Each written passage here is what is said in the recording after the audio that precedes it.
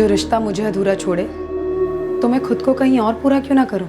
लेकिन बेवफा रिश्ते का बोझ मैं अपने कंधों पर क्यों उठाऊं? क्या वफा ही एक तराजू है जिसमें प्यार को तोला जा सके? क्या वफा ही सब कुछ है? और नहीं तो क्या। जब एक रिश्ते में आप अपना सब कुछ देते हैं तो बदले में बेवफाई कैसे कबूल हो सकती है? ये हकीकत है कि एक बिखरते रिश्ते में वफादारी को जबरदस्ती लागू नहीं किया जा सकता। बेवफाई का फैलता नासूर लाइलाज है, ना रुकता है ना मिटता है, बस मिटाकर रहता है।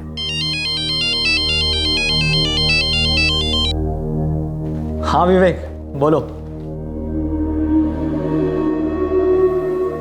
जब कोई आपको आपके पीठ पीछे हो रही बातें बताता है तब शक होता है कि कहीं वो आपको गुमराह तो नहीं कर रहा है,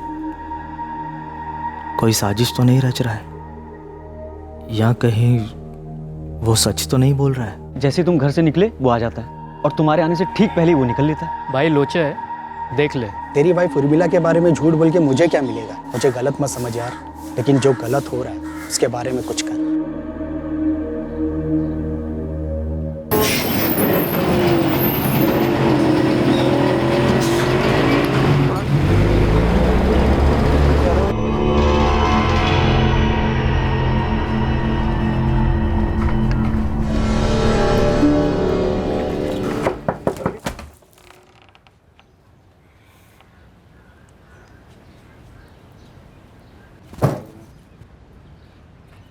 वो कौन है? कौन कौन है? वही जो मेरे घर से निकलने के बाद मेरी जगह लेता है और मेरे आने से पहले घर से निकल लेता है। क्या हुआ, कुछ बोलना नहीं चाहती हो या बोलने के लिए कुछ है ही नहीं उर्मिला? क्या बोलूं हरीश? यही कि मैं तुम्हारे साथ अब खुश नहीं हूं, यही कि अब मेरे दिल में तुम्हारे लिए प्यार नहीं है। या तो तुम मेरी बीवी हो सकती हो या फिर उसकी जो भी। प्यार भले ही घटता हो पर रिश्ते बट नहीं सकते उर्मिला। हरीश, मुझे सोचने के लिए थोड़ा वक्त चाहिए। सोचने के लिए वक्त चाहिए उसे, मतलब वो मेरे और उसके बीच चुनने वाली है, पर मुझे कोई ऑप्शन नहीं बनना।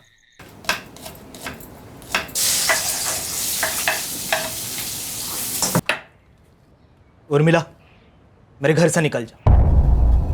यश को तुम्हारी जरूरत होगी, उसे भी अपने साथ ले जाओ, लेकिन चली जाओ, अभी के अभी इस घर से चली जाओ। और जिससे तुम प्यार करती हो ना, उसी के साथ रहना, पूरी की पूरी उसकी हो जाओ। मैं नहाने जा रहा हूं, मेरे आने तक यह घर साफ होना चाहिए। तुम्हारा साया भी इस घर में नहीं होना चाहिए।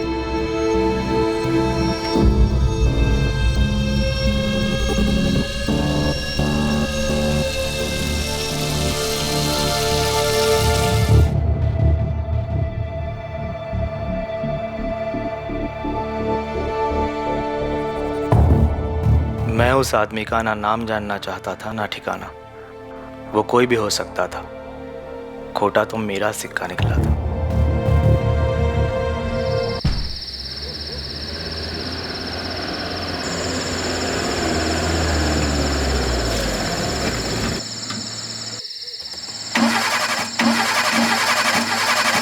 अरे यार, पार्क में फिर से धोखा देंगे।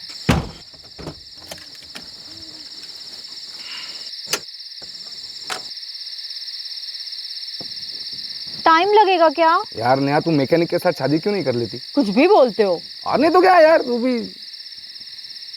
मैं फंसा पड़ा हूँ यार।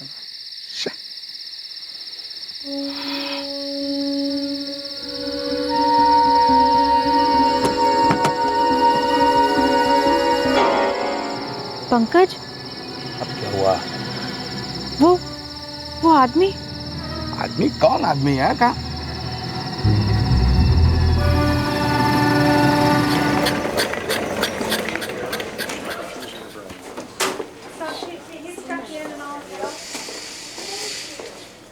हाँ सर, मैं पंकज जाधव बोलता हूँ। एक्चुअली सर, मुझे अभी एक आदमी मिला, वो गगन नगर ब्रिज के यहाँ बहुत बुरी तरह घायल है सर। मैं उसे वो डीएल हॉस्पिटल लेकर आया हूँ। कोई एक्सीडेंट का केस लग रहा है सर। हाँ सर, आपके आने तक यही रुकता हूँ। एक्चुअली सर मेरी गाड़ी बंद पड़ गई थी बीच रास्ते, तो मैं गाड़ी ठीक कर रहा था, तब मेरी वाइफ ने ये मेरी वाइफ है नेहा, इसने उसे देखा फर्स्ट टाइम। वो कुछ बोलना चाह रहा था पर बोल नहीं पा रहा था, और उसका गला, सर बहुत बुरी तरह चोट लगी थी उसके गले पर। आप लोग हमारे साथ अगर वो जगह दिखा सकते हैं।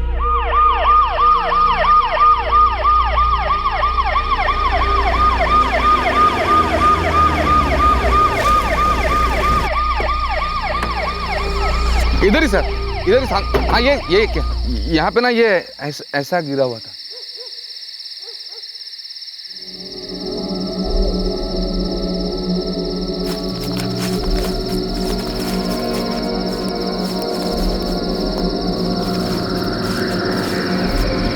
नहीं बचा पाया। जिस जगह से हमें ये लाश मिली वहां पर हमें ऐसी कोई चीज नहीं मिली जिससे इसका आइडेंटिफिकेशन हो सके। उसके कपड़े चेक किए गए पर अटेंडेंट्स को पॉकेट से कुछ मिला नहीं। हिट एंड रन का केस होता तो फिर जेबें पूरी खाली कैसे होती? Hit and run, no chance. Inspector, ये मर्डर केस है। उसका गला चॉपर या तलवार से काटा गया है, और वो कुछ बोलना भी चाह रहा था पर बोल नहीं पाया।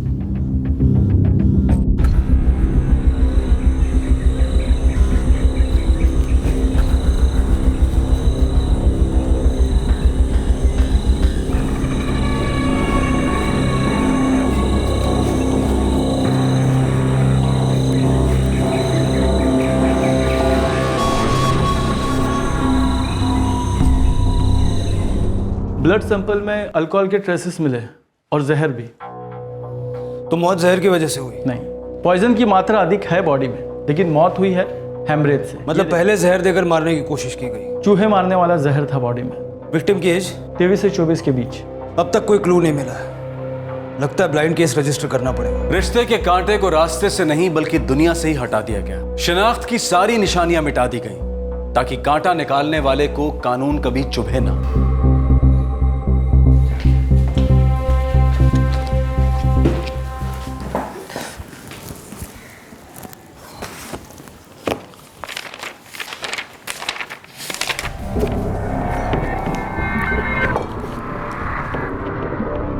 साहब, एक दिनेश मोरे की एक मिसिंग कंप्लेंट हुई है और शक्ल हमारे यहाँ रजिस्टर हुए केस से मिलती है। मिलती तो है। कंप्लेंट किसने फाइल की थी? इसके माँ बाप आए थे। मिसिंग कंप्लेंट कल दर्ज हुई और बॉडी परसों मिली। कल रात को बोल के गया था कि किसी फ्रेंड के घर जा रहा है। साहिब, वो कल रात से घर नहीं आया है और उसका फोन भी नहीं लग रहा है। आपका बेटा दिनेश मोरे काम क्या करता है? जी वो फोटोग्राफर है, कई मराठी अखबार में उसके फोटो भी छपते हैं। ठीक है, आपकी मिसिंग कंप्लेंट दर्ज कर देता हूँ।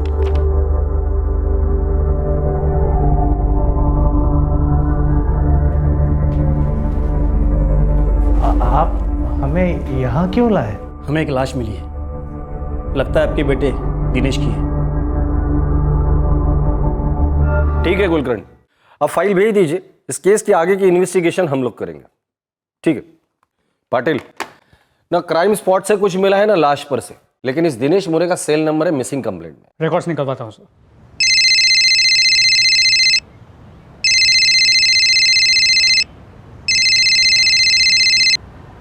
हेलो जी हाँ, अरुण भंडारे बोल रहा हूँ। भंडारे दिनेश मोरे को तो जानते ही होगे तुम। हाँ हाँ, वो फोटोग्राफर दिनेश मोरे ना। हाँ, 12 जून की शाम 7:30 बजे तुमने उसे फ़ोन किया था। 12? हाँ हाँ किया था सर, फ़ोन किया था मैंने, और मिला भी था दिनेश से रात को उसी दिन। क्या हुआ सर? सर जानता था, मतलब एक दोस्त ने मिलवाया था सर। ये अपना मोरे फोटोग्राफी वगैरह करता है ना फ्रीलांस में, तो मेरे पास एक शादी का काम आया था, उसी सिलसिले में मिला था मैं दिनेश मोरे से। हुआ क्या है सर उसको? मर्डर हुआ है। क्या बोल रहे हैं सर? जिस रात को तुम उसे मिले थे 12 जून, उसी रात मर्डर हुआ है। लेकिन सर मुझे उसके बारे में कुछ मालूम क्यों नहीं पड़ा? मुझे कुछ नहीं मालूम सर। मिले कहाँ थे तुम दोनों? बार में बैठे थे सर, बियर मार रहे थे।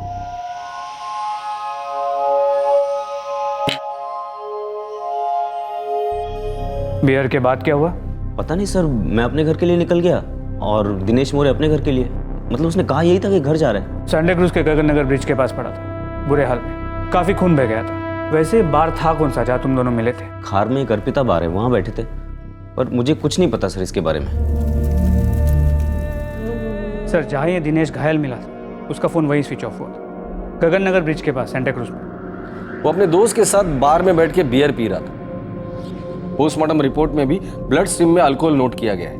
ब्लड सैंपल में अल्कोहल के ट्रेसेस थे और पॉइजन भी।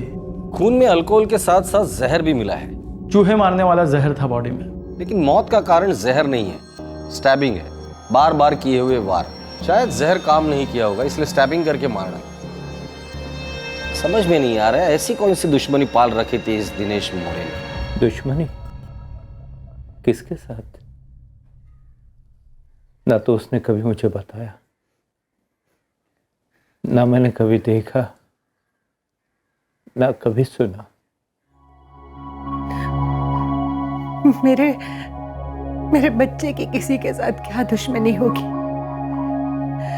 उसे तो बस एक ही शौक था, सिर्फ फोटो खींचने का। दिनेश का कोई दोस्त, कोई करीबी? ज्यादा दोस्त नहीं थे सर, एक विशाल था और एक ध्रुव।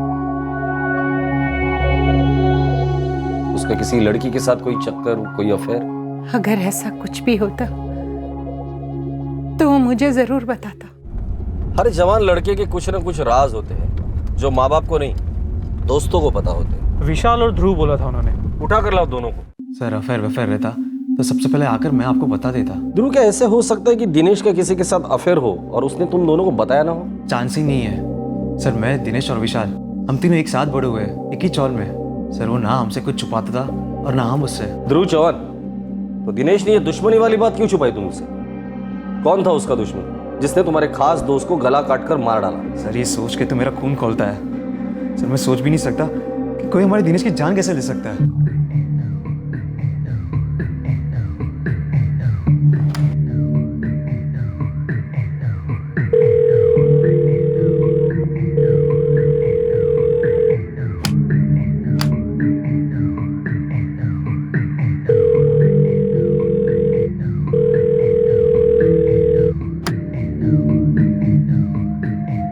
हाँ साहब, दिनेश और मैं करीबी दोस्त थे। दिनेश का कोई करीबी दुश्मन था?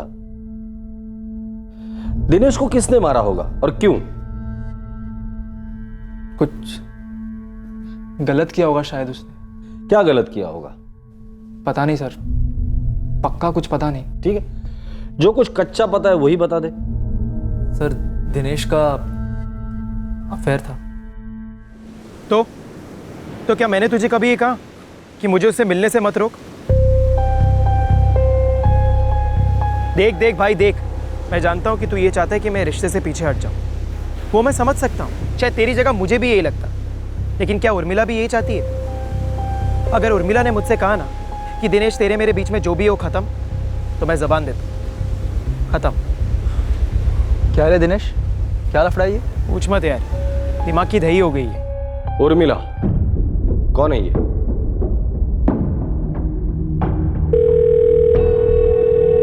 Hello, PSI Patel, Mumbai crime branch. आप कौन बोल रही हैं? जी मेरा नाम उर्मिला है।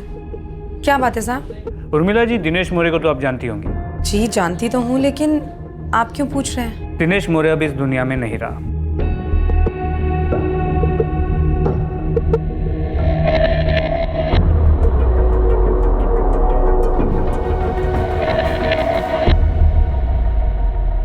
विशाल, ये उर्मिला कौन है? सर दिनेश ने कभी उसके बारे में कुछ ज्यादा बताया नहीं। है यार कोई? है कोई का क्या मतलब? अरे बता क्यों नहीं रहा है, कौन है ये उर्मिला? अपने चौल में तो कोई उर्मिला नहीं रहती। क्यों, कहीं पे लिखा है क्या मैं चौल से बाहर वाली लड़कियों से दोस्ती नहीं कर सकता? अब तेरी इस उर्मिला से सिर्फ दोस्ती तो नहीं लगती। बताना कैसे मिला, कहाँ मिला? 2-4 बार बात हुई फोन पर और फिर मिले। मिले मतलब उल्टू मिले? शादीशुदा है क्या?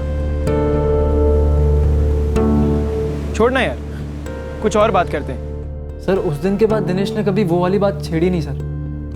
मतलब तुम जो फोन वाला झगड़ा बता रहे हो वो शायद दिनेश का उर्मिला के पति के साथ हुआ होगा, करेक्ट?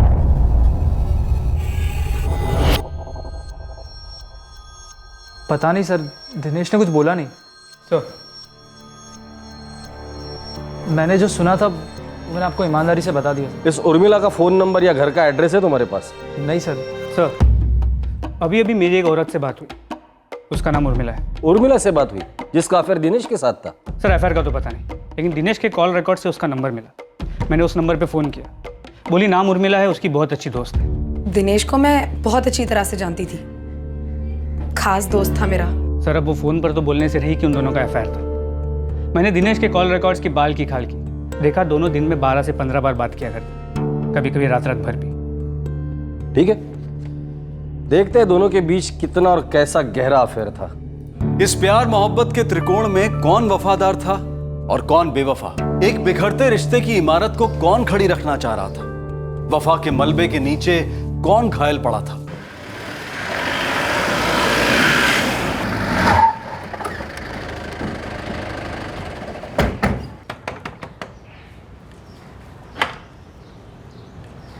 उर्मिला जी, जी आपके और दिनेश मोरे के बारे में कुछ बात करनी थी। यश बेटा, जरा बाहर जाके खेलो।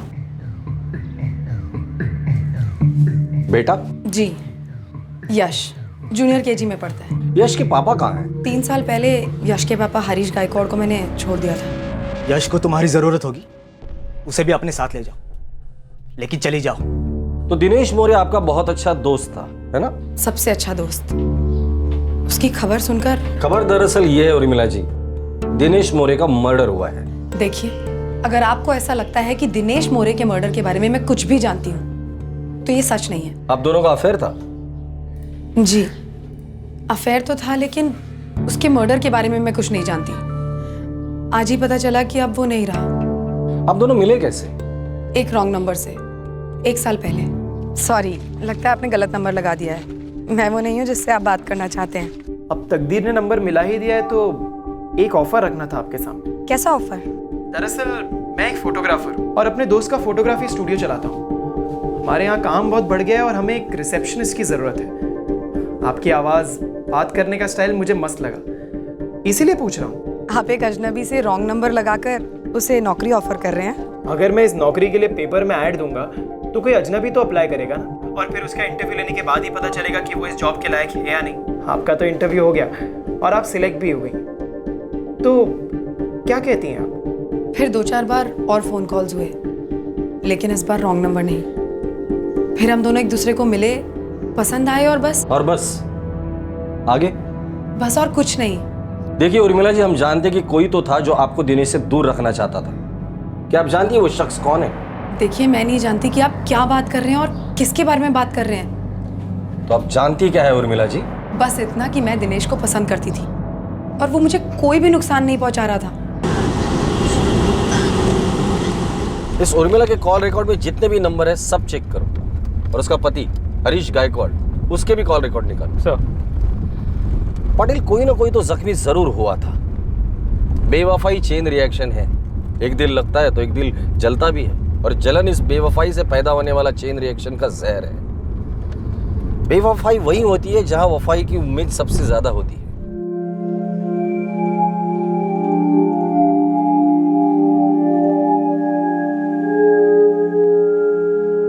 जी सर, अभी पहुंच रहा हूं।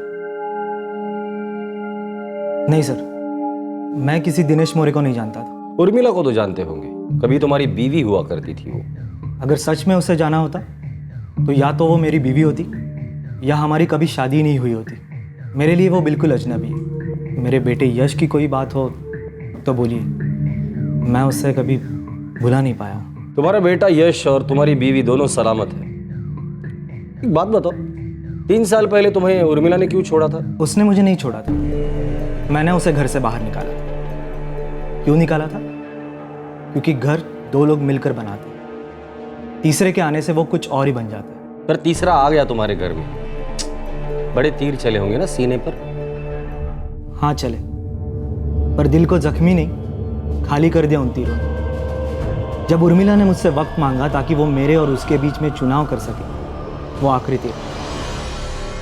प्यार का हर एक कतरा साफ हो गया दिल से, और मैंने उसे घर से साफ कर दिया। दूसरे दिन घर से निकाल दिया मैंने उसे। तब से आज तक मैं उससे नहीं मिला हूं। दिनेश मोरे की शक्ल याद है तुम्हें, या उस पहले वाले आशिक की?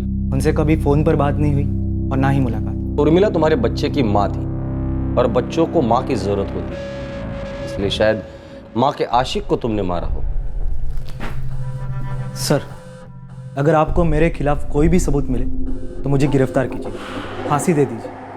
लेकिन प्लीज़ मेरे सूखे जख्मों को कुरेदिए मत। मेरा जवाब नहीं बदलेगा, पर आपका वक्त ज़रूर बर्बाद होगा। चलता हूँ सर।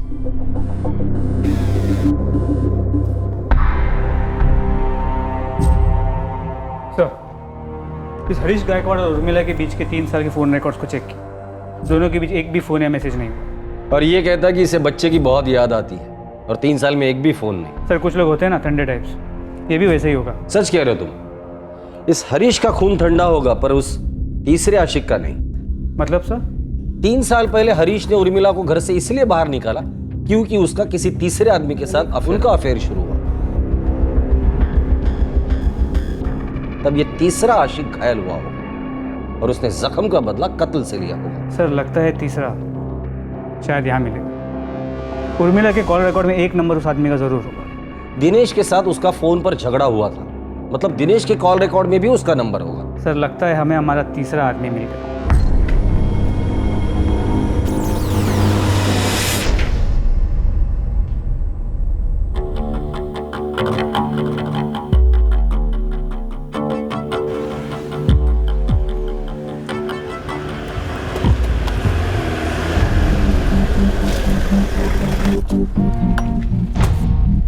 चल बेटा।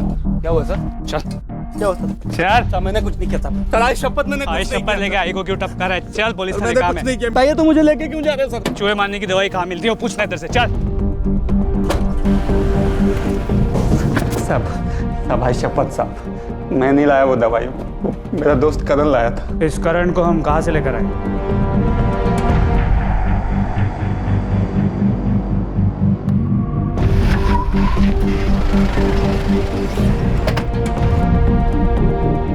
क्या ऐसे स्टैचू कैसे बन गए? भागेगा नहीं हमसे? चल।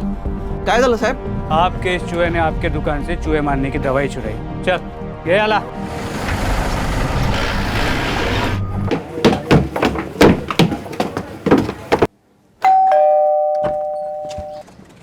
जी, क्राइम ब्रांच। सर, मेरे दोस्त दिनेश के बारे में कुछ पता चला क्या? हमने तुम्हारे 2 दोस्तों से गुफ्तगू की, एक पवन चाय वाला और दूसरा करण किराने वाला। और ताज्जुब की बात बताओ, उन दोनों को पता है कि तुम्हारे दोस्त दिनेश का दुश्मन कौन था। उन दोनों को यह भी पता है कि तुम्हारे दोस्त दिनेश का गला किसने काटा है। अजीब बात है ना, उन दोनों को सब कुछ पता है और तुम्हें कुछ भी पता नहीं। अरुण, तुम्हारे जैसे दोस्त अगर किसी को हो ना, तो दुश्मनों की जरूरत ही नहीं है। ए दिनेश, ज्यादा ना बकबक मत कर। छोड़ दे, मतलब छोड़ दे उर्मिला को। अरे क्यों का क्या मतलब है यार? तुझे पता है ना मेरा और उर्मिला का अफेयर चल रहा है। तो क्या कभी मैंने तुझसे ये कहा कि मुझे उससे मिलने से मत रोक? अरे तो होता कौन है मुझे या उससे कुछ कहने वाला? तेरी औकात ही नहीं है कुछ। देख देख भाई देख, मैं जानता हूँ कि तू ये चाहता है कि मैं इस रिश्ते से पीछे हट जाऊँ। वो मैं समझ सकता हूँ, शायद तेरी जगह मुझे भी यही लगता। लेकिन क्या उर्मिला भी यही चाहती? अगर वो कहती है कि हमारे बीच में जो कुछ भी था वो खत्म, तो मैं जबान देता हूँ, खत्म।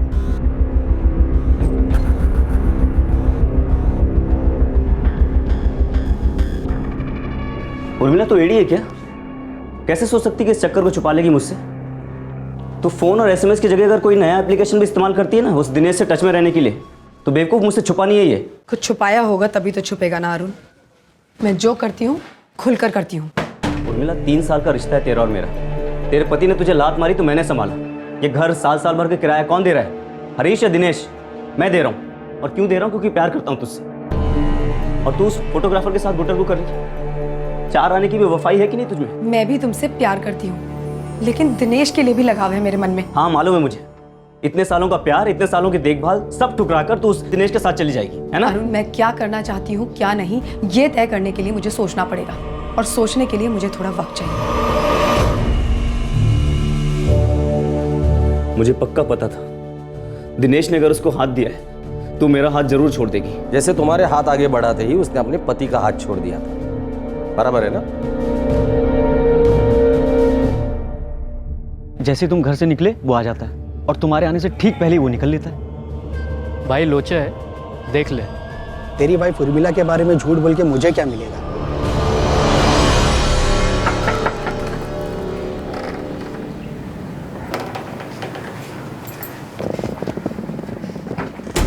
एक जोड़ी कपड़े में आई थी छोटे से बच्चे के साथ, पूरा का पूरा घर खड़ा किया उसके लिए मैंने।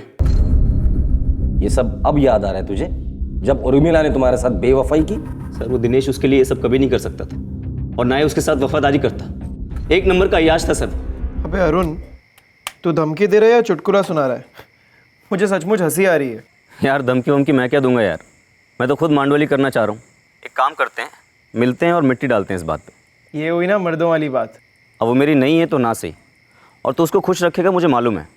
बस ये है कि एक बार फेस टू फेस बैठ के सब क्लियर कर देते हैं। अरे यार मैं भी तो वही चाहता हूँ। हाँ तो फिर मिलते हैं आज। आज? हाँ अभी। मैंने उस शाम को अपने सेठ से गाड़ी उधार ली थी।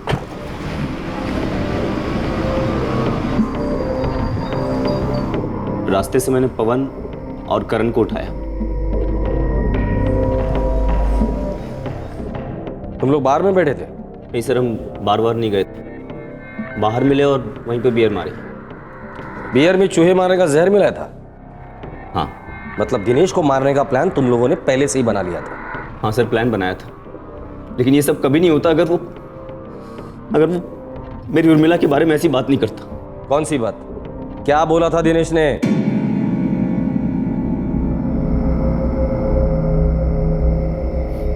क्या रे अरुण, अपने दोस्त लोग को साथ में लेकर आया मेरे को ताकत दिखाने के लिए?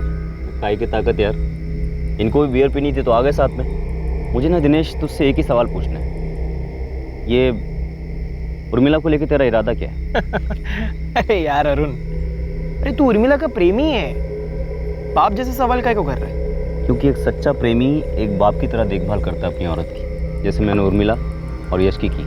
देख यार, तेरा प्यार सच्चा है, अरे मेरा प्यार तो झूठा भी नहीं है। अगर तेरे को इतना दर्द हो रहा है तो मैं पीछे हट जाता हूँ यार। इतनी आसानी से पीछे हट जाएगा? ये बियर है, ठीक है, ठंडी है, बुलबुले दे रही है, मैं इसे पी रहा हूँ। ये मेरा रिश्ता है इस बियर के साथ। एक बार बियर खत्म हो जाएगी तो बॉटल फेंक दूंगा और नई बॉटल ले आऊँ। लेकिन हाँ, अगर ये बियर ठंडी नहीं होती, बुलबुले बैठ गए होते, तो भी बॉटल जरूर फेंक देता। मतलब बॉटल फेंकनी है। साफ साफ बात करना यार। अभी और कितना साफ बोलूं तेरे को? देख, ये बियर की बॉटल और तेरी उर्मिला में मेरे लिए कोई फर्क नहीं। जब तक मजा है तब तक रिश्ता है, एक बार मजा खत्म रिश्ता खत्म। लेकिन हाँ, जब तक ठंडी है, बुलबुले दे रही है, अरे मेरे को पी लेने दे। देख, मजा खत्म तो बॉटल फेंक दी। दिनेश की बातें सुनकर मेरे खून में गुस्से के बुलबुले फूटने लगे। वो मेरे प्यार उर्मिला के बारे में इतनी घटिया बातें कर रहा था, लेकिन मैंने अपना गुस्सा पी लिया। और अब बारी थी दिनेश की जहर पीने की। सुनने में अच्छा तो नहीं लग रहा जब तू बोल रहा है, लेकिन सुकून है कि कम से कम तूने अपने दिल की बात रखी। अब ना ये फैसला मैं उर्मिला पे छोड़ दूंगा। तेरे और मेरे बीच की जो दुश्मनी थी वो खत्म। अरे होनी भी नहीं चाहिए यार। और वैसे भी दुनिया में ऐसी कोई लड़की नहीं है जिसकी वजह से दो दोस्तों में दुश्मनी हो। सही कहा। तो इसी बात पे एक और बियर हो जाए, ठंडी बुलबुलाती हुई। अरे ये हुई ना बात।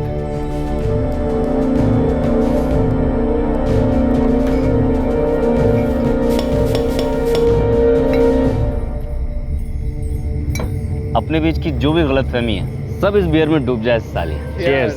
चीयर्स।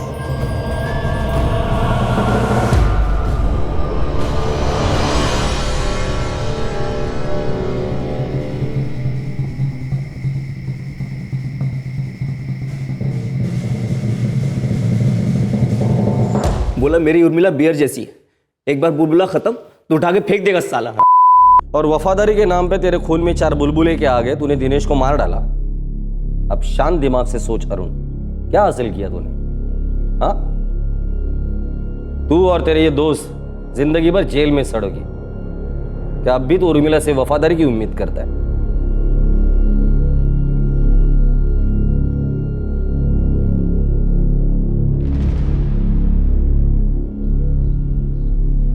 क्या नाम बताया लड़की का? लोकेश, ये लड़की नहीं औरत है, नाम है उर्मिला, तलाकशुदा है। उसका और एक प्रेमी था, अरुण भंडारे। आपके बेटे दिनेश का कत्ल इसी अरुण ने किया।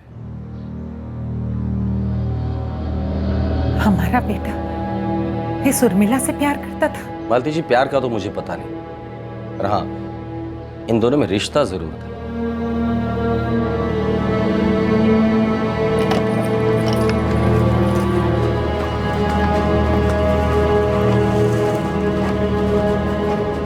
ऐसा हो ही नहीं सकता कि तुम्हें पता ना हो कि अरुण ने दिनेश को धमकाया था। मुझे पता था कि अरुण नाराज है, लेकिन इन धमकियों के बारे में कुछ नहीं पता था। अरुण नाराज था ये बात तुमने हमें बताई नहीं। इनफैक्ट तुमने अरुण के बारे में हमें कुछ बताया ही नहीं। अरुण भंडारी एक शख्स था जो दिनेश और तुम दोनों को जानता था। दिनेश सिर्फ एक अच्छा दोस्त था मेरा, हम दोनों की अच्छी जमती थी, लेकिन मैं कभी भी उसके लिए सीरियस नहीं थी। मैं आपको कैसे बताऊं ये मत बताइए, हमारे काम की चीज ही नहीं ये जानना कि तुम दोनों के बीच क्या होता था और क्या नहीं। हमारे लिए ये चीज मायने रखती है कि तुम्हें पता था कि तुम्हारी बेवफाई ने किसी को गहरा जख्म दिया था, किसी को गुस्से में डुबोया था, किसी को इस बात का एहसास दिलाया था कि वो ठुकराया हुआ है।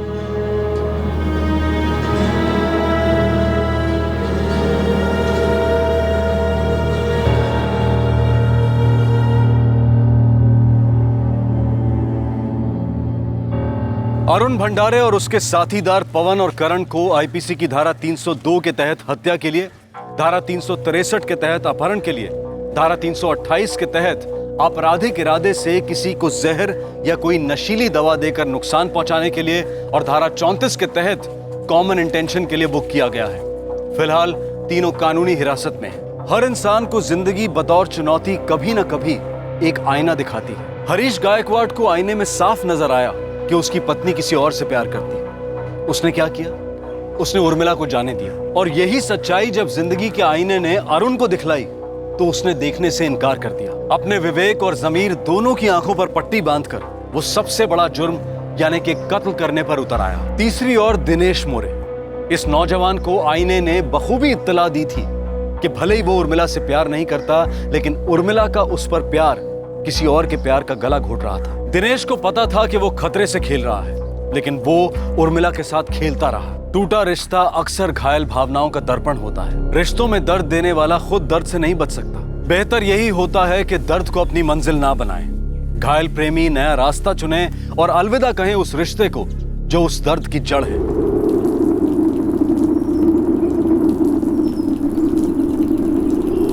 3 साल पहले मेरे बाबा चल बसे। उनके अचानक चले जाने से हमारी जिंदगी जैसे बिखर सी गई।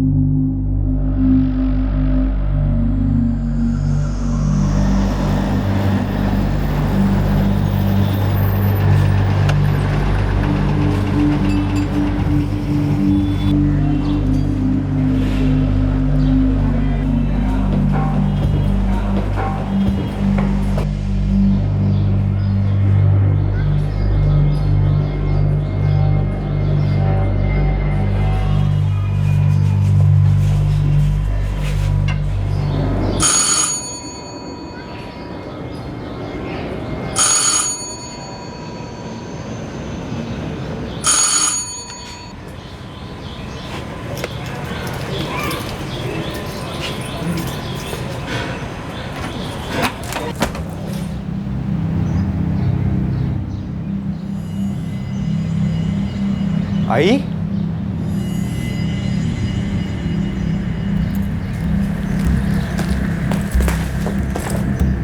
आई,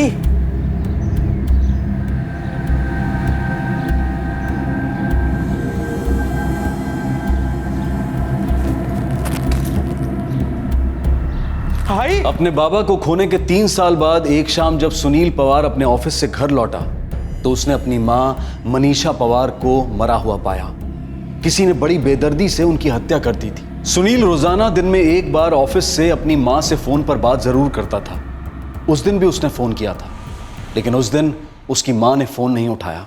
1:30 बजे हमारे ऑफिस में लंच ब्रेक होता है। मैं हमेशा आई को लंच के पहले फ़ोन करता हूँ, आज भी किया था, लेकिन उसने उठाया नहीं। मैंने सोचा सो रही होगी। दोबारा फ़ोन करने की कोशिश नहीं की? मैंने सोचा थोड़ी देर बाद फ़ोन करूँगा, फिर काम में बिज़ी हो गया और बाद में भूल गया।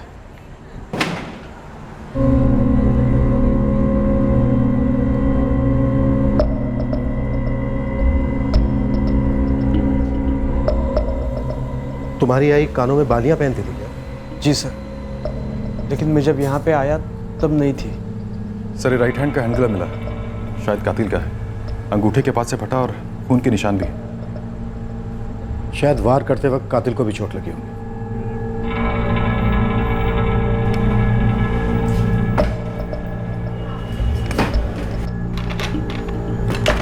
सुनील, तुम अपनी चाबी इस्तेमाल करके घर के अंदर आए। सर, कई बार बेल बजाने के बाद भी आई ने दरवाज़ा नहीं खोला, तो मैं अपनी चाबी से खोला। कुल मिलाकर कितनी चाबियां हैं घर की? बस 2 ही है, एक मेरे पास रहती है और एक आई के पास। तुम दोनों के अलावा और कोई भी रहता है घर में? जी नहीं सर, मेरी बड़ी बहन है रोहिणी। पिछले साल उसकी शादी हो गई, तब से मैं और मेरी आई हम दोनों ही रहते। रोहिणी नायगांव में अपने पति के साथ रहती। मैंने उसको फ़ोन किया था, वो बस आती ही होगी।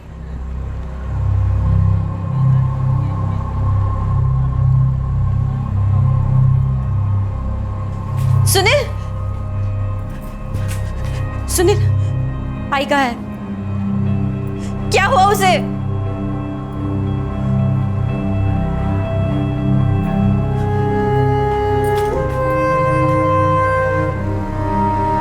आई? सुनील, यही है तुम्हारी बहन रोहिणी? जी।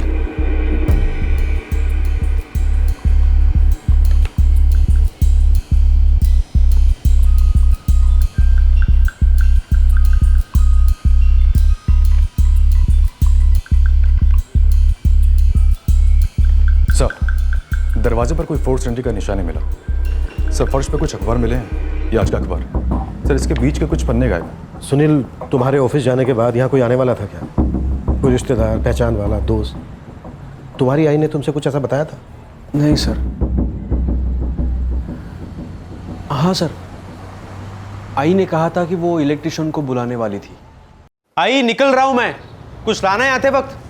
बोल के क्या फायदा है? 3 दिन से ये ट्यूबलाइट बंद पड़ी है। कितनी बार तुम्हें याद दिलाए इलेक्ट्रिशियन को बुला ले। रास्ते में ही तो दुकान पड़ती है, लेकिन तुझे याद रहे तब ना। अगर आई, एक तो सुबह सुबह बस पकड़ने की जल्दी होती है, बाद में गर्दी में खिचकिच होती है, दिमाग से निकल जाता है बस। लेकिन आज आते वक्त ना मैं... तू रहने दे, मैं करवा लूंगी ये काम। इलेक्ट्रिशियन को फोन करूंगी और ये ट्यूबलाइट ठीक करवा लूंगी। ट्यूबलाइट तो ऑन है, मतलब इलेक्ट्रिशियन आया था? हाँ सर, आया होगा, क्योंकि सुबह तक तो ये लाइट नहीं चल रही थी। कहाँ से बुलाने वाली थी इलेक्ट्रिशियन को? सर, यहीं पास में न्यूट्रेड इलेक्ट्रिकल्स नाम का शॉप है।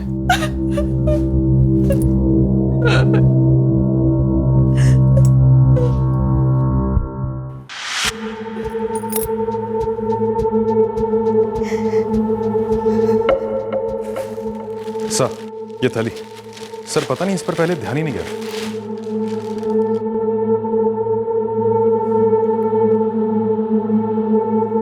सुनील, ये तुम्हारी है? नहीं सर। सर, हो सकता है हथियारा लाया हो और जल्दबाजी में भूल गया होगा।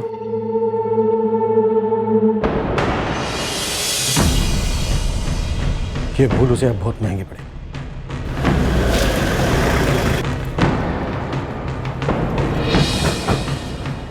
Crime branch. Crime branch? क्या बात हो गई साहब? आपने बीएम नगर में मनीषा पवार के घर लाइट ठीक करने किसको भेजा था? दोपहर में 2 लड़के गए थे मेरे यहाँ से, अजय और नीतीश। कहाँ है वो दोनों? वो दोनों तो शाम को जल्दी निकल गए। उनका एड्रेस और फोन नंबर तो होगा? वो दोनों इधर ही रेखा नगर में रहते हैं। पक्का एड्रेस तो मालूम नहीं, लेकिन उनका फ़ोन नंबर है। आई के सारे गहने गायब हैं। कुछ 15,000 कैश थे, वो भी नहीं मिल रहे। कुछ अंदाजे बता सकते हैं कितने के गहने होंगे? रोहिणी बता सकती है।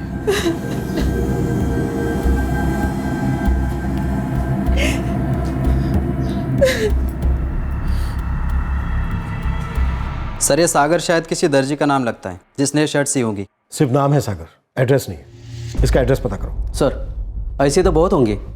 दर्जी के दुकान के अलावा घर घर में भी काम करने वाले होते हैं या? और सागर की दुकान होगी शायद, या शायद ये भी घर से काम करता हो। ये दर्जी उस आदमी को जरूर जानता हो और यही हमें हथियारे तक पहुंचाएगा। इस सागर टेलर का एड्रेस मुझे जल्द से जल्द चाहिए। बीएम नगर और उसके आसपास के इलाके से शुरू करो।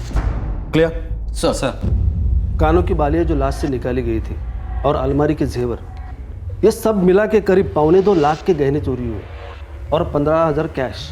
आपने कहा कि आपकी 3 शर्ट और एक टी शर्ट गायब होगी, पर अजीब बात है, ये हत्यारा शर्ट क्यों लेके जाएगा?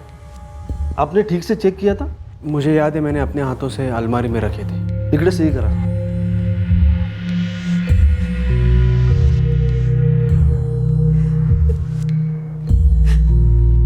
नहीं, इलेक्ट्रिक की दुकान के मालिक के पास पूरा एड्रेस नहीं, सिर्फ ये पता चला है कि वो कहीं रेखा नगर में रहते हैं। अब से तेरा काम शुरू होता पंकज। इससे पहले कि वो शहर से बाहर निकले, उन्हें पकड़कर अंदर करना है। अभी लग जाता हूँ साहब। ये रेखा नगर में अपना थोड़ा सेटिंग भी है, बस थोड़ा टाइम दो।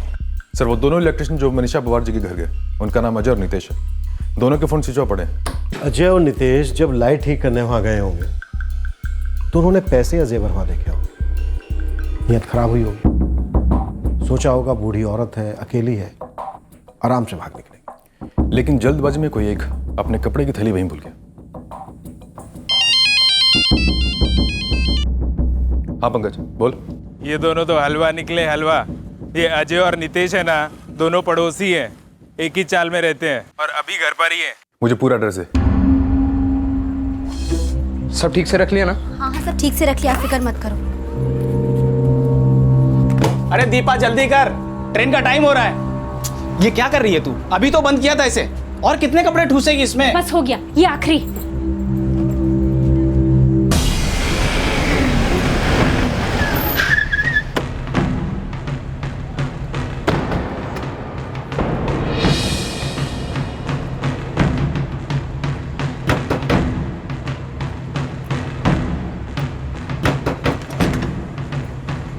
अजय जी कहिए। नितेश जी? तो भागने की तैयारी हो रही थी। क्या कह रहे हैं साहब? भाग के कहाँ जाएंगे? आज दोपहर को कहाँ गया था? हम उस घर में गए थे, वहां पर लाइट भी ठीक किया मैंने और अजय ने। और एक खून भी। किसका खून? क्या कह रहे हैं साहब? अब बहुत देर हो चुकी है। ये तब पूछना था जब सामान समेट कर यहाँ से भागने की प्लानिंग हो रही थी। कोई प्लान नहीं था भागने का साहब। और क्यों भागेंगे? हाँ साहब, हमारी बीवी मायके जा रही है, हम कहीं नहीं जा रहे साहब। हम सच कह रहे हैं साहब, ये कहीं नहीं आ रहे थे। वो हम तो अजय की बीवी मालती के साथ अपने गांव जा रहे हैं। मैं और अजय यही हैं, हम तो बस इनको स्टेशन छोड़ने जा रहे थे। ये देखिए साहब, हमारे पास ट्रेन का कंफर्म टिकट भी है।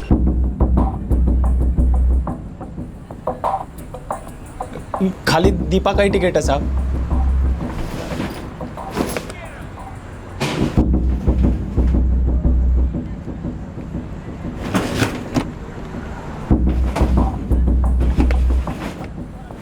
साहब इन्हें छोड़ दीजिए साहब, इन्होंने कुछ नहीं किया है साहब, छोड़ दीजिए। इन्होंने कुछ नहीं किया है साहब। साहब हमने लाइट रिपेयर किया, माजी से अपना पैसा लिया और चले आए साहब। चालू कर। लो माँ जी, चालू हो गया। मैंने बोला था ना कि स्टार्टर डालना पड़ेगा। अब तो ठीक चलेगी ना? माजी नया स्टार्टर डाला है इसमें, वो भी ओरिजिनल। 6 महीने की गारंटी भी है इसकी। ये लो। नमस्ते माजी, आजा। निकलते वक्त कुछ भूले तो नहीं थे वहां? नहीं साहब, हम कुछ नहीं भूले। कैसे मारा मनीषा पवार को और जेवर कहां छुपाए? देखो जो भी सच है वो कर दो, क्योंकि अगर मैंने रिपेयरिंग की ना तुम दोनों की, तो तुम्हारी बॉडी में जितने भी वायर्स हैं ना, सब शॉर्ट सर्किट हो जाएंगे। साहब हम सच कह रहे हैं, हमने किसी को नहीं मारा, कोई गलत काम नहीं किया साहब हमने। साहब आपने हमारा घर उलट पुलट करके देख लिया, उस घर के सिवा हमारे पास कुछ नहीं है साहब। अश्विन सर, कपड़े मैले हो गए इनके, जरा नई शर्ट तो लेकर आओ इनके लिए।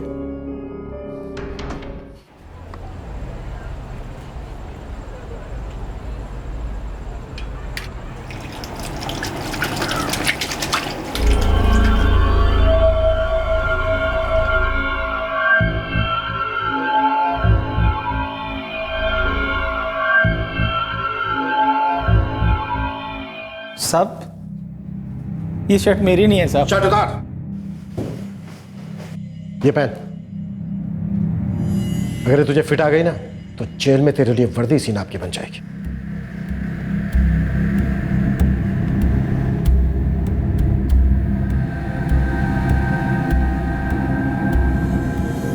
तू पहन। पहन।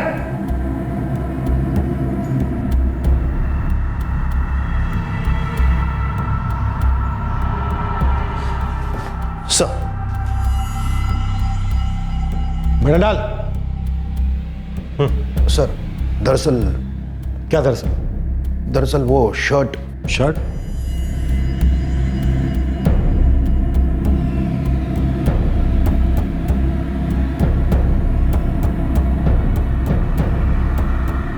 क्या शर्ट? सर दरअसल ये शर्ट कांस्टेबल मोरे की है। क्या?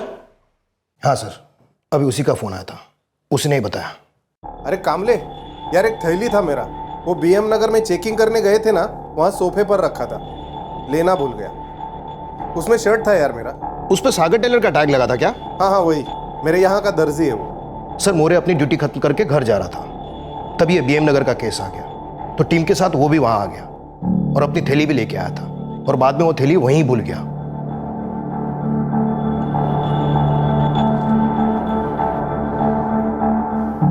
जिस सुराग को आधार मानकर केस की तहकीकात की जा रही थी, दरअसल वो सुराग था ही नहीं। 2 इलेक्ट्रीशियंस जो शक के दायरे में थे वो भी बिल्कुल निर्दोष निकले। एक बात तो बिल्कुल तय थी कि गुनहगार कोई जान पहचान का था, जो दिन दहाड़े बड़ी आसानी से घर में दाखिल हुआ और लूट और हत्या को अंजाम देकर फरार हो गया। घर में भी फोर्स एंट्री नहीं है।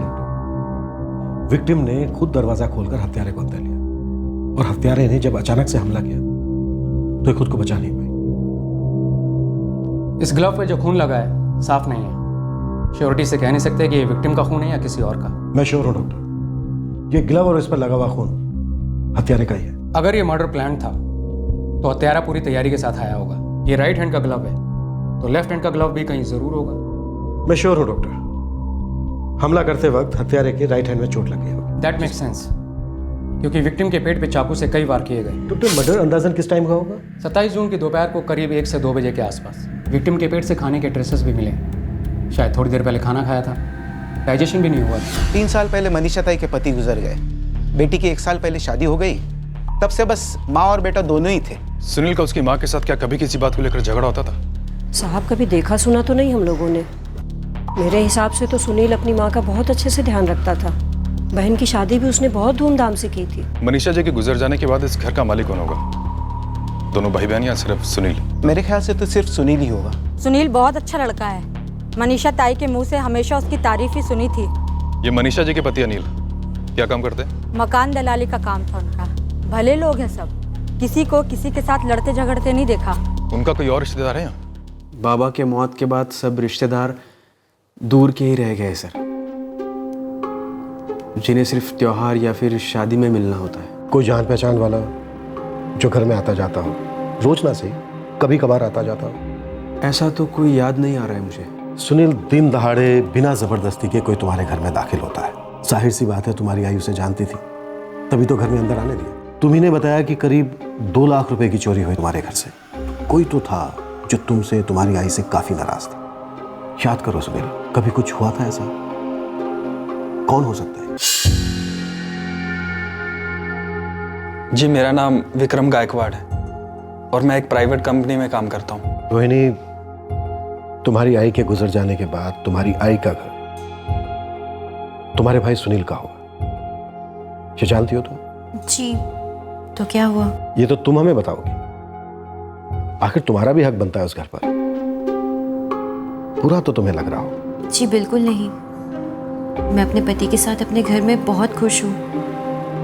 अगर वो घर सुनील को मिलता है तो मुझे इस बात से कोई एतराज नहीं है। तुम्हें ना सही, पर किसी को तो तकलीफ थी, तुम्हारे भाई सुनील से, तुम्हारी आई से, या शायद तुम्हारे पिता से। मुझे ऐसा बिल्कुल नहीं लगता। किसी को आई बाबा से क्या तकलीफ हो सकती है? वो दोनों तो बहुत ही सीधे इंसान थे। लेकिन ये केस इतना सीधा नहीं है रोहिणी, अभी हमारी छानबीन चल रही है। अगर तुम्हें कुछ याद आता है तो सबसे पहले हमें बताना।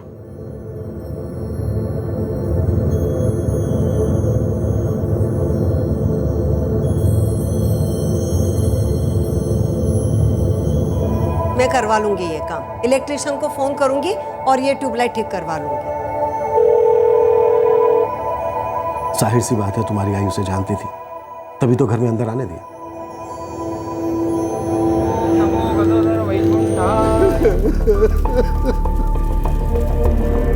सर फूट फूट के रो रहा था। ऐसा लग रहा था सुनील और रोहिणी से ज्यादा उसे दुख हुआ मनीषा जी के मरने पर। और उसका रोना सुनकर मेरा ध्यान गया तो मैंने देखा कि उसके दाहिने हाथ के अंगूठे पर एक पट्टी बंधी थी। कौन था वो? सर मैंने पता किया, वो सुनील के पिताजी का चचेरा भाई है, नरेश पवार।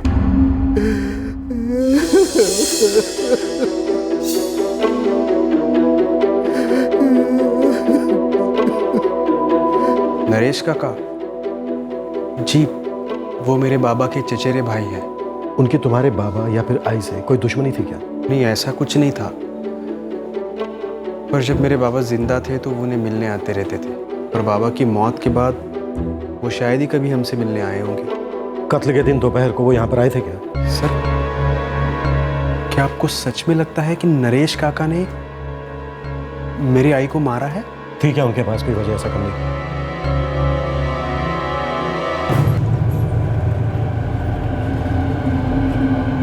वो टैक्सी चलाता है, कुछ दोस्त यार है उसके, अक्सर ये उनके साथ बैठ के पत्ते खेलता है, शराब पीता है।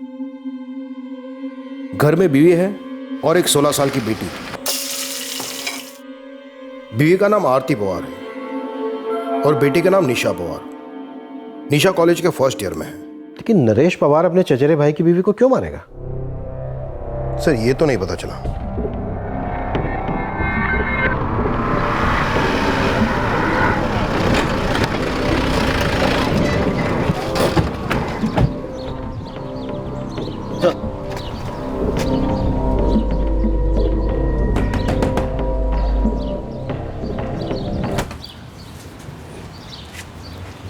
जी बेटा, आई और बाबा है घर पे? बाबा तो काम पर गए हैं, पर आई है घर पे। मुझे डर था कि एक ना एक दिन आप लोग यहाँ जरूर आएंगे। ऐसा क्यों लगता था आपको? क्या जानती हैं? देवा, देवा मला माफ कर, मुझसे बहुत बड़ी गलती हो गई।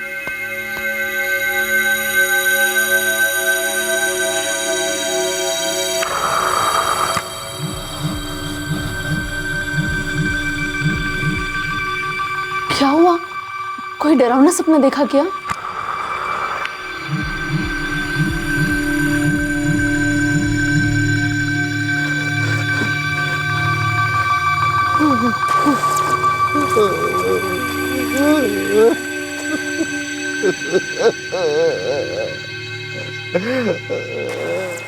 मुझे नहीं पता क्या किया है इन्होंने, लेकिन कोई बात तो है जो उन्हें अंदर ही अंदर खाई जा रही है। ये हाल कब से है उनका? उनकी भाभी मनीषा पवार की मौत के बाद से? हाँ, शायद तभी से।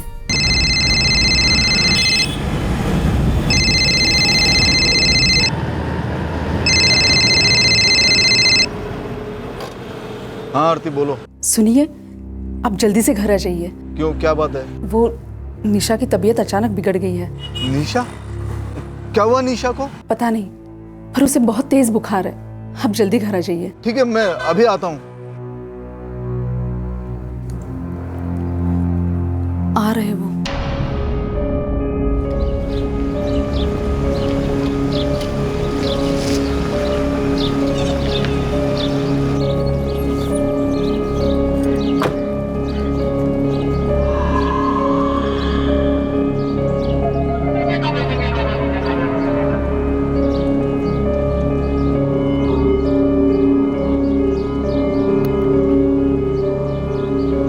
आप लोग? हम क्राइम ब्रांच। Crime branch? क्या बात है साहब? ये क्या हुआ भाव? चोट लगी है क्या? हाँ, वो ये गाड़ी का टायर बदलते वक्त थोड़ा लगा है। लगता है घाव अभी तक भरा नहीं है। कब की बात है भाव? हो गए 5-6 दिन, हफ्ता। फिर तो किसी ना किसी डॉक्टर के पास भी गए होंगे मरहम पट्टी के लिए। जी। कहाँ? ये कोने में ना डॉक्टर। नाम क्या है doctor? Parture, doctor Ganesh Parture. Ashwin sir, Naresh भाव की जरा गाड़ी तो चेक करो।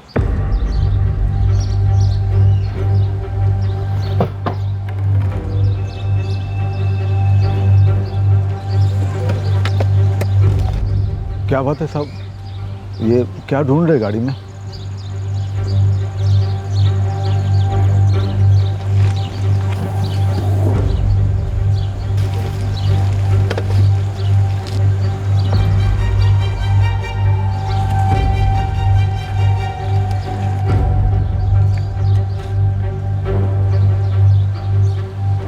नरेश भाव, जेबर और सुनील की शर्ट्स हमें आपके घर से पहले ही मिल चुकी हैं, जो आप उसके घर से उठाकर लाए थे अपनी मनीषा भाभी का कत्ल करने के बाद।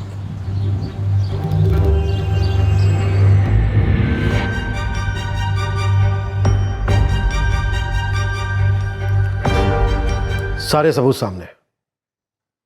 आपके चेहरे का उड़ा हुआ रंग आदि दास्तां तो वैसे ही बयां कर रहा है। बेहतर यही होगा कि आप अपना गुनाह कबूल कर लें। मैं नहीं मारा उसको,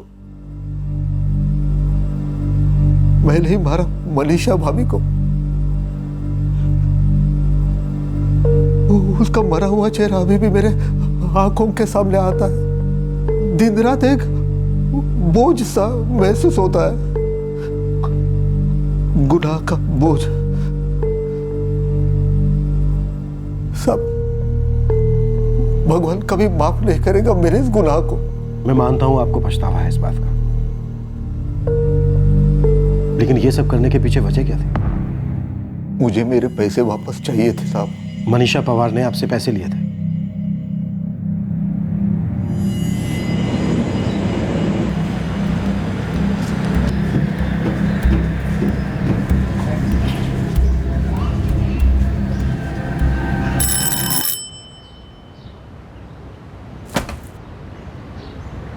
अरे भाऊ, कसं आहे तुम्ही? या ना आत या।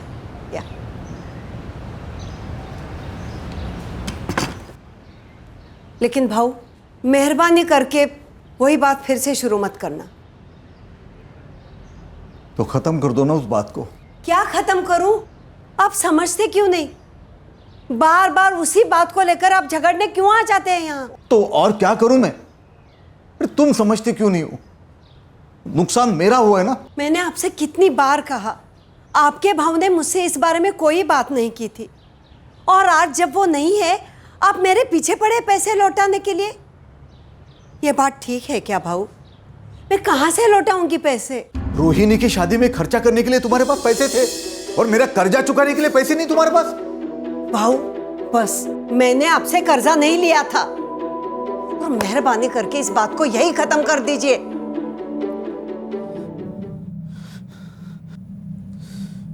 अनिल ने मुझसे कहा था कि वो मेरे सारे पैसे लौटाएगा। उसने मुझसे वादा किया था कि थोड़ा थोड़ा करके वो मेरे सारे पैसे लौटाएगा। भाऊ, ये दस्ताने क्यों पहन रहे हैं आप? आज मैं मेरे पैसे लेकर ही रहूंगा। भाऊ, भाऊ, ये क्या कर रहे हैं आप? मैं अपने पैसे लेकर ही जाऊंगा। भाऊ, मैंने कितनी बार कहा आपसे, मेरे पास कोई पैसे नहीं है। मैं अपने पैसे लेकर ही जाऊंगा। नहीं भाऊ, भाऊ, भाऊ वही रहना, नजदीक मत आना।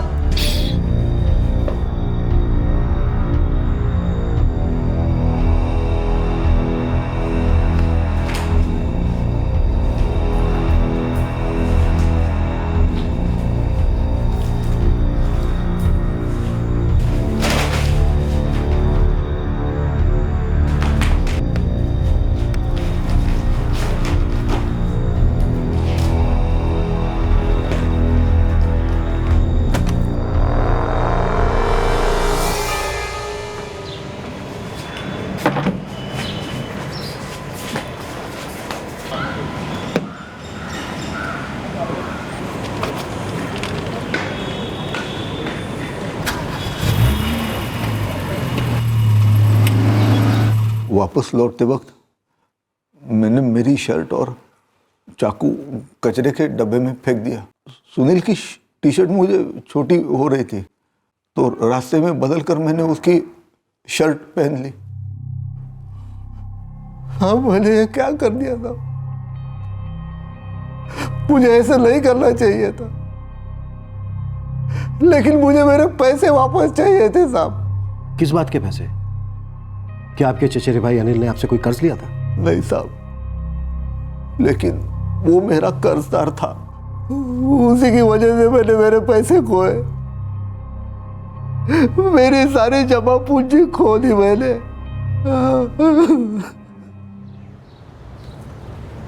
क्या सच में भाव इतना ऊपर जाएगा? हाँ, वो ब्रोकर राघव है ना, वो गारंटी दे रहा है। अभी अभी दोस्ती हुई है, लेकिन आदमी काफ़ी पहुंचा हुआ है, मार्केट की सारी खबरें रखता है। बोरीवली में 8 लाख में फ्लैट, इतना सस्ता? लेकिन क्या फ़ायदा, पैसा कमाने के लिए भी तो पैसा होना चाहिए, मेरे पास नहीं है। अनिल वो भाव पक्का ऊपर जाएगा? अरे वो राघव कह रहा था 1 साल में कम से कम 1.5 गुना तो पक्का हुआ। इतना ही नहीं है, उसने खुद में अपने लिए 2 फ्लैट बुक करवाए। मैं पैसे लगा दूं? मेरे पास है तो लगा, मेरे पास होते तो पक्का लगाता। पर पैसे मुझे अगले हफ्ते तक मिल जाने चाहिए। पार्टी को ये बात क्लियर कर दिया ना? हाँ ठीक है, तो सौदा तय कर लो। पैसे मुझे सोमवार तक मिलने चाहिए, ठीक है? ये क्या कर रहे हैं आप? हमारे पास बस एक ही तो जमीन है जिसे हमें हर महीने एक भाड़ा मिलता है, और फल देने वाले पेड़ को कोई काटता है क्या? आरती, तू समझती नहीं है, ये काम मैंने बहुत सोच समझ के किया है। उस जमीन का हमें 6 लाख रुपए मिल रहा है, थोड़ा और जोर देंगे ना तो 2 लाख और निकल आएंगे। अरे 8 लाख में बोरीवली में फ्लैट होगा हमारा, जिसका भाव 1 साल में कम से कम 12 लाख रुपए होगा। मतलब 1 साल में 4 लाख का फायदा। ये सब कल की बातें हैं, किसे पता कल क्या होगा। आज हर महीने उस जमीन से हमें 5,000 रुपए मिल रहे हैं, और आपकी कमाई इतनी है नहीं। उस जमीन से ही तो हमारे सारे खर्चे पूरे हो रहे हैं। वो जमीन ही बेच देंगे तो कुछ नहीं बचेगा हमारे पास। तू बहुत डरती है, जरा ये भी तो सोचना कि हम छोटी जगह बेच के बड़ी जगह में जा रहे हैं। कल को वो फ्लैट अपने हाथ में आ जाएगा ना तो ये घर हम लोग भाड़े पे दे देंगे, 7-8 हज़ार रुपए भाड़ा मिलेगा इसका। ऊपर से हम लोग 1 BHK में शिफ्ट हो जाएंगे, वो अलग। ये सब आप ही जानो, मैं तो बस इतना कहूंगी कि जो कुछ करना है सोच समझ कर करना। सोचने वाले सोचते रह जाएंगे। आरती, ये वक्त कुछ करने का है। नमस्कार राघव भाई। नमस्कार नरेश बाबू, नमस्कार। कैसे हैं? बढ़िया। ये 8 लाख रुपए लाया हूँ। ये फ्लैट मैंने कब से आपके लिए रोक के रखा है नरेश भाई। कितनी सारी पार्टियाँ आई थी बीच में, बिल्डर भी बड़ा उतावला हो रहा है पेमेंट के लिए। अब मैं आज ही ये सारा पेमेंट बिल्डर के यहाँ जमा करवा दूंगा, अगले हफ्ते तक आपके पेपर तैयार हो जाएंगे। समझ लो फ्लैट आपका हो गया, मुबारक। राघव भाई, भाव पक्का बढ़ेगा ना? पक्का नरेश भाऊ, एकदम पक्का। यूँ समझ लो आपने मिट्टी के भाव सोना खरीदा है। और मेरी बात याद रखना, ये फ्लैट नहीं जैकपॉट है जो आपको लग चुका है। ये पैसे गिन लीजिए। नरेश भाऊ, बाद में गिन लेंगे, अभी पब्लिक में गिनना थोड़ा सेफ नहीं रहेगा। और वैसे भी मुझे पता है पैसे पूरे ही होंगे, मुझे आप पर पूरा भरोसा है। उस दिन के बाद न राघव मिला, न वो फ्लैट, और न मेरे पैसे। जो फ्लैट राघव आपको बेच रहा था वो आपने देखा तो होगा? नहीं सर, सब मुझे अनिल पर भरोसा था और अनिल को राघव पर, लेकिन वो राघव वो धोखेबाज निकला। तो आपको लगता है कि आपके चचेरे भाई अनिल भी इस धोखे में शामिल थे? नहीं सर, अनिल मुझे कभी धोखा नहीं दे सकता था, लेकिन ये जो भी हुआ ना उसका जिम्मेदार अनिल था। उसी ने फ्लैट की बात की थी, उसी ने मुझे राघव से मिलवाया था। सारी गलती अनिल की थी और उसने अपनी गलती कबूल भी की थी। अनिल, मैंने मेरी पुश्तैनी जमीन बेच दी, आरती के गहने बेच दिए। कंगाल हो गया हूं मैं, पूरी तरह कंगाल, कुछ नहीं बचा मेरे पास। नरेश, मैं समझता हूँ ये राघव इतना बड़ा धोखेबाज निकलेगा पता नहीं था। अरे तुम्हें तो पता होना चाहिए था, तुम्हारे लाइन का ही है ना वो। मैंने तुम पे भरोसा करके उसको पैसे दिए थे, तुम पे भरोसा करके। जानता हूँ नरेश, सिर्फ तुम्हें नहीं बहुत सारे लोगों को चुना लगाया उसने, काफी लोगों के पैसे डुबाए।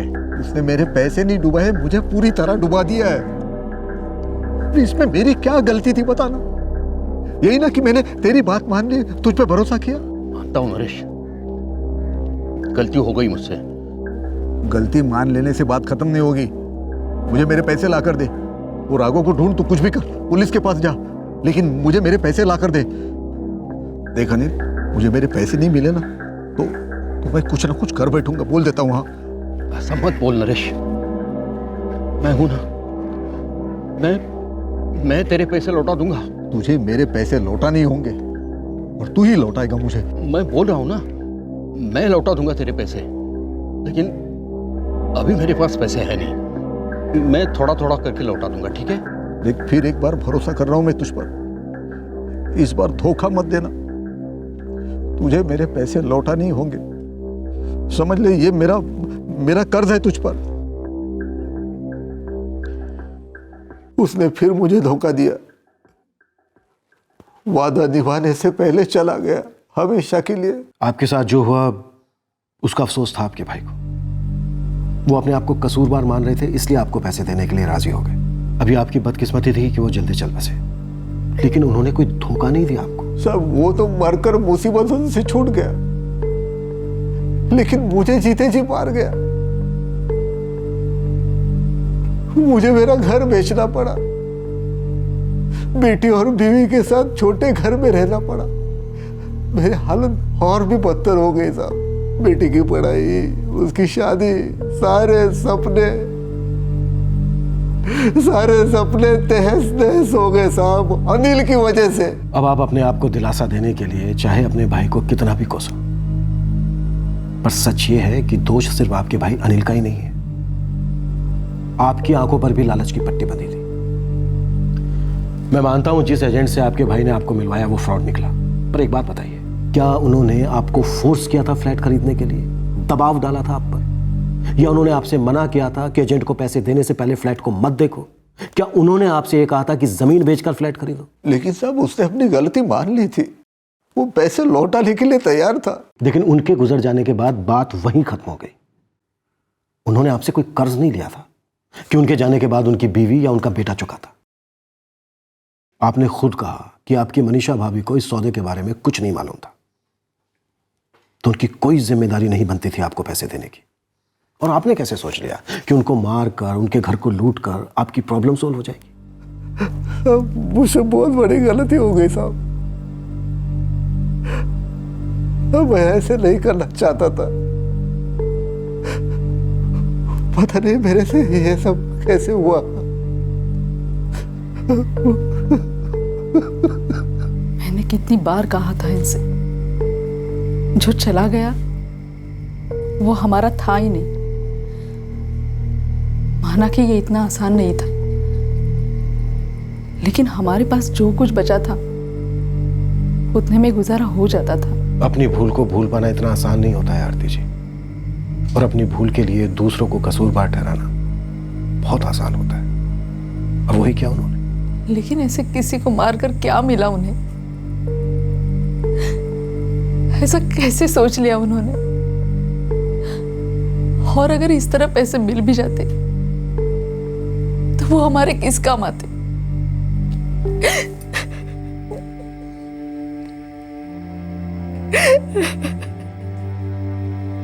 मुझे भी आई ने कभी नहीं बताया नरेश काका के बारे में।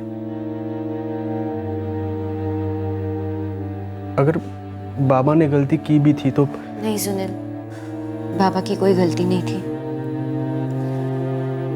नरेश काका ने खुद अपनी मर्जी से वो पैसे इन्वेस्ट किए थे। ये तो बाबा का बड़प्पन था जो वो उन पैसों को वापस करने के लिए मान गए, वरना ये बाबा की कोई जिम्मेदारी थोड़ी ना थी। लेकिन आई ने क्या बिगाड़ा था उनका? उसे किस बात की सजा मिली? काश नरेश काका ने मुझसे कहा होता। पता नहीं मैं उनकी मदद कर पाता भी या नहीं, लेकिन एक बार तो बताया होता।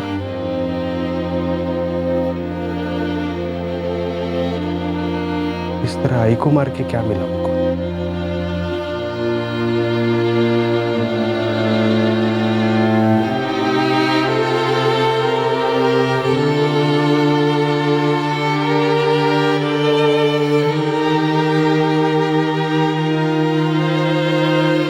नरेश पवार पर आईपीसी की धारा 302 के तहत हत्या और धारा 397 के तहत लूट और लूट के लिए गंभीर नुकसान पहुंचाने के चार्जेस लगाए गए हैं। नरेश इस वक्त न्यायिक हिरासत में है और वो अपने किए पर बहुत पछता रहा है। नरेश ने एक निर्दोष बुजुर्ग औरत की जान ले ली जो अपने पति और नरेश के बीच हुए समझौते से बिल्कुल बेखबर थी।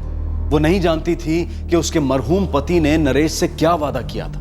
अपनी सारी जमा पूंजी, अपनी सारी बचत को गवा देना किसी भी इंसान की हिम्मत तोड़ सकता है, लेकिन अगर कोई भी इंसान बिना सोचे समझे, बिना जाने परखे कहीं पर भी निवेश करता है तो ये दरअसल निवेश नहीं, उसकी नादानी है। और उस नादानी के लिए वो खुद जिम्मेदार है, ना कि कोई और। आप ये कह सकते हैं कि राघव जैसे धोखेबाजों को कड़ी से कड़ी सजा मिलनी चाहिए, और हम भी इस बात से पूरी तरह से सहमत हैं। लेकिन हम ये भी कहेंगे कि अपनी पूंजी को किसी भी स्कीम में इन्वेस्ट करने से पहले हमें खुद बहुत चौकन्ना रहना चाहिए। देखा जाए तो इस तरह के फ्रॉड को समझना कोई मुश्किल काम नहीं है। हमेशा ऐसे धोखे एक छलावे की तरह होते हैं जिसमें हकीकत से परे बड़े बड़े वादे किए जाते हैं, और ये वादे सिर्फ जुबानी होते हैं, लिखित में इनका कोई प्रमाण नहीं दिया जाता। इन धोखेबाजों का मकसद सिर्फ शिकार की आंखों पर लालच का चश्मा चढ़ाना होता है ताकि जमीनी सच्चाई उसे नजर ही ना आए। इन शॉर्ट बात बहुत ही सिंपल है। अगर कोई बड़े बोल और मीठी जुबान से ये कहता है कि ये इन्वेस्ट करने की once in a lifetime opportunity है, तो आप समझ लीजिए कि ये कोई मौका नहीं बल्कि शायद बहुत बड़ा धोखा हो सकता है। जितना ज्यादा लुभावना ऑफर, समझ लीजिए उतना ही ज्यादा सतर्क रहने की जरूरत। आपसे फिर मुलाकात होगी क्राइम पेट्रोल सतर्क में एक और नए केस के साथ। तब तक अपना ख्याल रखें, सुरक्षित रहें, स्वस्थ रहें और याद रखें, सही वक्त, सही कदम, सतर्क रहें। जय हिंद। क्राइम पेट्रोल के और भी दिलचस्प कहानी देखने के लिए हमारे चैनल को सब्सक्राइब करें और बेल आइकॉन दबाना न भूलें।